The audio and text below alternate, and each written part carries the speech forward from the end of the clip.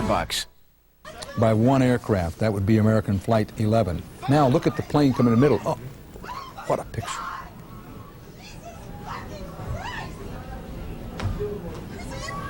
Don't touch it. Oh my God!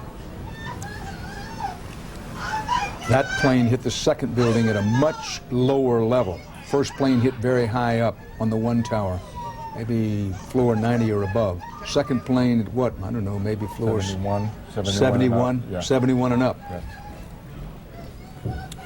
You may want to run that videotape again. This we just got into our newsroom. This videotape. And not long after this, first one and then the other of these towers collapsed, and now we've had Building 7 of the World Trade Center, where Salomon Brothers Smith Barney had their headquarters. We're going to re-rack that videotape and show it to you again.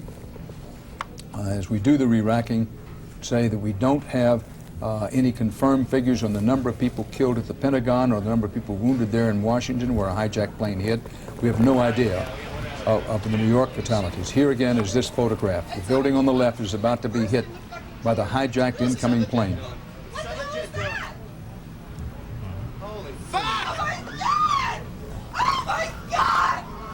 Jesus fucking Christ! Don't touch it. Oh my God! A ball of flame envelops the second of the World Trade Center towers. Oh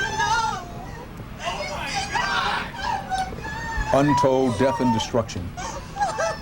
As after being hit by the second plane, the second tower eventually collapsed after both of these twin towers collapsed. Now Building 7 in the World Trade Center, after being evacuated, we're told, collapsed. In the debris below, people still trapped. This is new videotape that had not been seen before. Dateline Washington, the Pentagon now says, and we've checked and double-checked this, 100 people believed killed or injured. There's no differentiation. We still don't know how many killed, how many injured at the Pentagon, but the Defense Department says its best available information is 100 people believed killed or injured at the Pentagon. And while the Pentagon symbolically was one of the two targets today, that the death, the wounding, and the damage at the Pentagon, nothing to compare with what's happened with the World Trade Center complex. Paramedics waiting to be sent into the rubble today were told that once the smoke clears, it's going to be massive bodies, quote unquote. That's Brian Stark, an ex-Navy paramedic who volunteered to help. Stark said paramedics were told that, quote, hundreds of police and firefighters are missing from the ranks of those sent in to respond to the initial crash. Now, mind you, this is only one person speaking. New York police and firemen rushed to the scene this morning, as is their destiny when they volunteer for such work. They place themselves in harm's way. And it has been thought throughout the day that certainly some police and firemen would turn up missing, and according to this paramedic, he says he was told, quote, that hundreds of police and firefighters are missing. Let me caution you, we do not know that for a fact. And as we've said repeatedly, and I say again now without apology, sometimes the first information you get from the scene turns out to be wrong information. We do our best to nail down the facts. We'd rather be last with information than be darker this morning. Watch this. I haven't seen this before. I'm seeing it for the first time as you do. The first building hit at high floor by the first plane is in smoke. The second building has just been hit with a plane.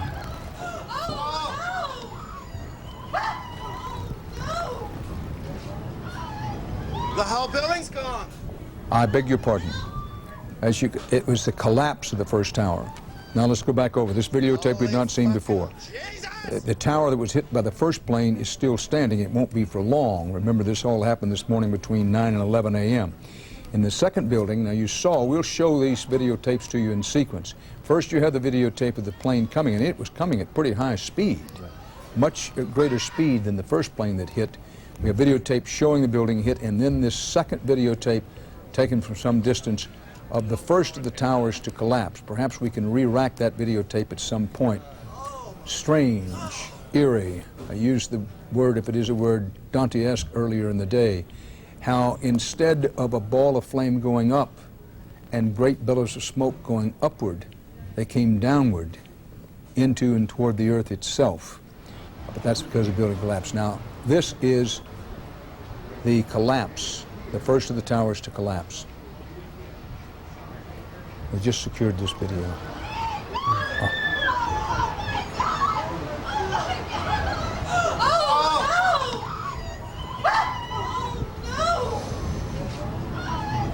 The whole building's gone. The whole building's gone. Indeed.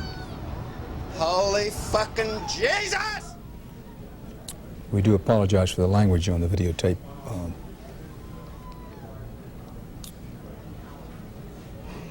Yeah. One can understand people seeing this incredible sight.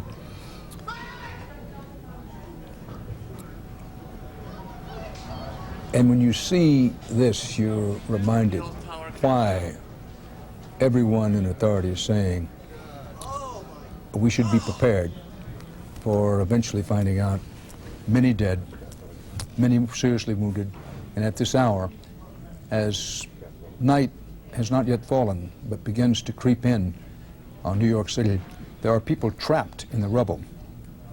And when the third building collapsed, World Trade Center building number 7, people who are making efforts to save those people in the rubble who are trapped in there, some of those people were in peril as that Trade Center building number 7 collapsed within the last hour, hour and a half. Now what you're going to see next is videotape of the second World Trade Center building collapsing from a different view than you've seen it before. This is, again, new videotape. One of the World Trade Center buildings has already collapsed. The second, the actual first one hit by the plane, is still standing. It is a smoking ruin in its upper floors.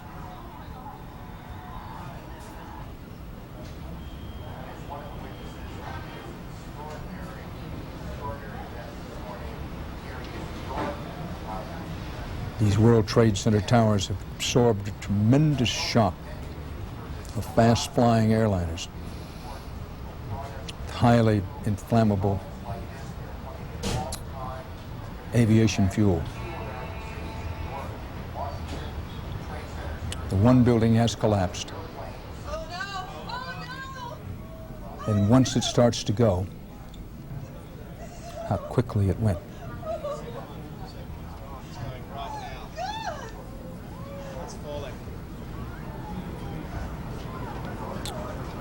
These home videos, taken from across the way, from a place that once had a spectacular view of a spectacular New York skyline.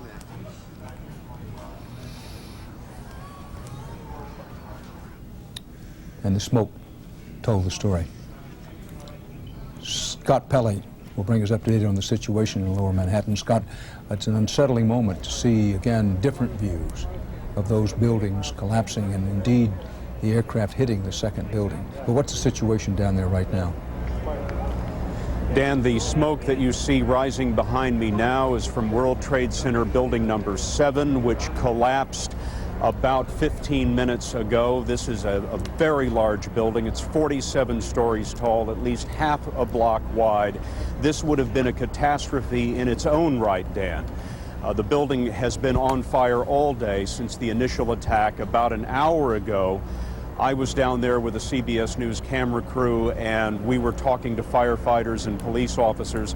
Building number 7 was completely involved in flame. Flames were shooting out of the building. Large panes of glass were falling into the street. The firefighters explained that there was nothing they could do to try to put the fire out because it was just simply far too dangerous, and they warned us an hour ago that the building might collapse, and indeed that is what has come to pass.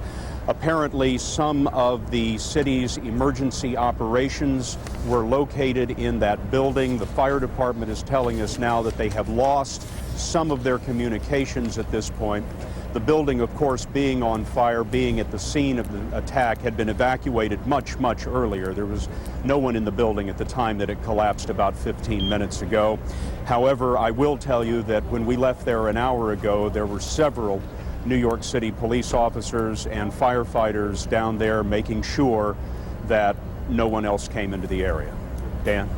Scott Pelley on the scene reporting live from Lower Manhattan.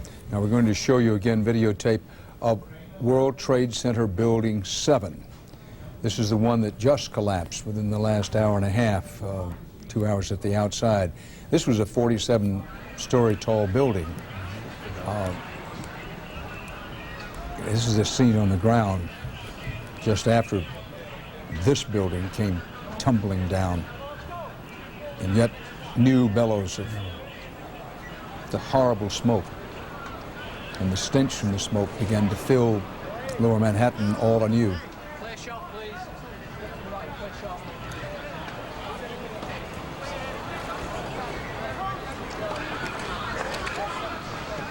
We're going to re-rack this videotape for you because what we intend to show you, and we have on videotape, is the collapse of that World Trade Center building number 7, which housed Solomon Brothers and Smith Barney. I look away because our friend here, who's an eyewitness and who worked in the building. And by the way, let's get a picture. Another, you know, he wouldn't call himself a hero. Here's a man in our studio who's given us some eyewitness reports here today, who calmly got together, led people out of the building. It was his responsibility. He took it upon himself to get people out and then get himself out. Was there actual panic as you did that? There was panic among the staff, yes. But the important thing, everybody got out on time before. Well, you won't say it, but I will. You got everybody out. Yeah. David Martin is outside the Pentagon. David. Dan, the U.S. is trying to do two very different things here simultaneously. One is to hunker down and button up and protect against the possibility of still another attack, and that's why the Pentagon has put all of its bases on the highest state of alert, and the State Department has put all American embassies around the world on the highest state of alert. But at the same time, the U.S. wants to create an impression, at least, of a quick return to normalcy, and that is one of the reasons why the president is coming back to Washington tonight. You know, he spent the day moving about from military base to military base as much as he would in the event of a nuclear war. That now is ended, and they are bringing the president back to Washington to try and create this impression of a return to normalcy. But obviously, as you can see behind me, we are a long, long way from normal. One of the obvious questions here is, who did this? And the early suspicions are focused on Osama bin Laden, the terrorist who seems to have made it his life's calling to attack Americans around the world. And in this case, I think, in contrast to previous cases, there is very little doubt that there will be some form of military retaliation. What form it will take and when it might happen, I think it's much too early to tell, but I think it is all but inevitable.